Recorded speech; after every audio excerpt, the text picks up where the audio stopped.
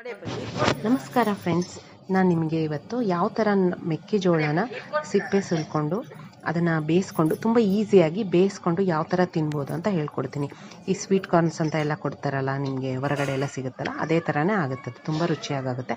ಮೊದಲು ಸ್ವೀಟ್ ಕಾರ್ನ್ಸ್ನ ತೊಗೊಂಡು ಸಿಪ್ಪೆ ಎಲ್ಲ ಸುಲಿದು ಕುಕ್ಕರಲ್ಲಿ ಈ ಥರ ಹೋಲ್ಡ್ ಮಾಡಿಕೊಂಡು ಹೆಚ್ಕೊಂಡು ಈ ಥರ ಕುಕ್ಕರಲ್ಲಿ ಹಾಕಿ, ಅದು ಮುಳುಗೋ ಥರ ಕುಕ್ಕರಲ್ಲಿ ಹಾಕ್ಬಿಟ್ಟು ಉಪ್ಪು ಹಾಕಿ ಅದನ್ನು ಬೇಯಿಸೋಕೆ ಇಟ್ಬಿಡಬೇಕು.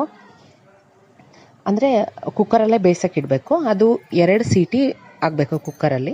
2 ಸೀಟಿ ಆದಮೇಲೆ ಅದು ತಣ್ಣಗಾದ್ಮೇಲೆ ಕುಕ್ಕರು, ಅಂದರೆ ತಣ್ಣಗಂದರೆ ಒಂದು ಸ್ವಲ್ಪ ಅದು ಇಳಿದ ಮೇಲೆ ಕುಕ್ಕರು ಅದನ್ನು ತಕ್ಕೋಬೇಕು.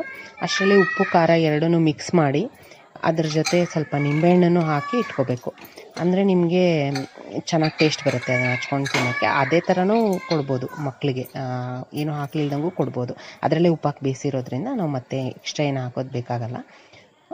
ಇಷ್ಟ ಇರೋರು ಉಪ್ಪು ಖಾರ ಹಾಕ್ಕೋಬೋದು. ನೋಡಿ, ಈಗ ಇಳಿದಿದೆ, ಇಲ್ಲ ಸ್ವಲ್ಪ ಇಳಿದ ಮೇಲೆ ತೆಗಿತಾ ಇರೋದು ನಾನು ಕುಕ್ಕರ್ನ. ಈ ಥರ ಇದನ್ನ ತೆಗ್ದು ಹಾಕ್ಕೊಂಡು ಪ್ಲೇಟಲ್ಲಿ ಇಟ್ಕೋಬೇಕು. ಎಲ್ಲ ನೀರು ನೀಟಾಗಿ ಇಳಿಸ್ಬಿಟ್ಟು ತಗೋಬೇಕು. ಬಿಸಿಯಾಗಿರುತ್ತೆ ಒಳಗಡೆ. ಸ್ವಲ್ಪ ಬಿಸಿ ಇದ್ದಾಗ ತಿಂದ್ರೇ ಟೇಸ್ಟ್ ಇರುತ್ತೆ. ಕುಕ್ಕರ್ ಸ್ವಲ್ಪ ಇಳಿದ ಮೇಲೆ ಬಿಸಿನೇ ಇರುತ್ತಲ್ಲ ಒಳಗಡೆ, ಬಿಸಿ ಇದ್ದಾಗ ತಿಂದರೆ ಟೇಸ್ಟ್ ಇರುತ್ತೆ.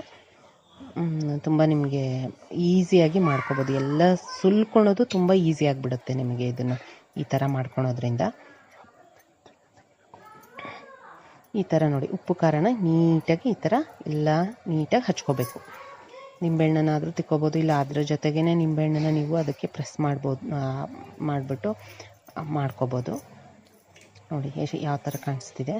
ಸುಲ್ಕೊಳೋದು ತುಂಬ ಈಸಿ ಆಗಿಬಿಡುತ್ತೆ ನಿಮಗೆ. ಮೊದಲೇ ಸುಲಿಯೋದಕ್ಕಿಂತ ನಿಮ್ಗೆ ಈ ಥರ ಬೇಯಿಸ್ಕೊಂಡ್ಮೇಲೆ ಸುಲ್ಕೊಳೋದು ತುಂಬ ಈಸಿಯಾಗಿ ಬರುತ್ತೆ ನಿಮಗೆ.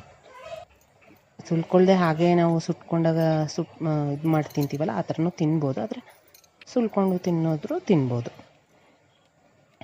ಇದನ್ನು ನಾವು ಈಗ ಯಾವಾಗಾದರೂ ಮಕ್ಕಳಿಗೆ ಮಾಡಿಕೊಡೋದಕ್ಕೂ ಈಸಿ ಆಗುತ್ತೆ ನಮಗಿದು. ನೋಡಿ ಯಾವ ಥರ ಸುಲಿದ್ರೆ ಎಷ್ಟು ಚೆನ್ನಾಗಿ ಬರ್ತಾಯಿದೆ, ಈಸಿಯಾಗಿ ಬರುತ್ತೆ. ಸುಮ್ಮನೆ ಸ್ವಲ್ಪ ಹಿಂಗೆ ಅಂದ್ಬಿಟ್ರೆ ಸಾಕು, ಬಂದ್ಬಿಡುತ್ತೆ. ಇದನ್ನು ನೀವು ಕೆಲವರೆಲ್ಲ ಇದನ್ನು ಪೂರ್ತಿ ಎಲ್ಲ ಸುಲ್ಕೊಂಬಿಟ್ಟು ಈ ಥರ ಬೇಯಿಸಿದ ಮೇಲೆ ಎಲ್ಲ ಸುಲ್ಕೊಂಬಿಟ್ಟು ಬೇಗ ಬಂದುಬಿಡುತ್ತಲ್ಲ, ಇದನ್ನೆಲ್ಲ ಸುಲ್ಕೊಂಬಿಟ್ಟು ಇದಕ್ಕೆ ಸ್ವಲ್ಪ ಚಿಕ್ಕದಾಗಿ ಹೆಚ್ಚಿ ಈರುಳ್ಳಿನ ಹಾಕ್ಕೊಂಡು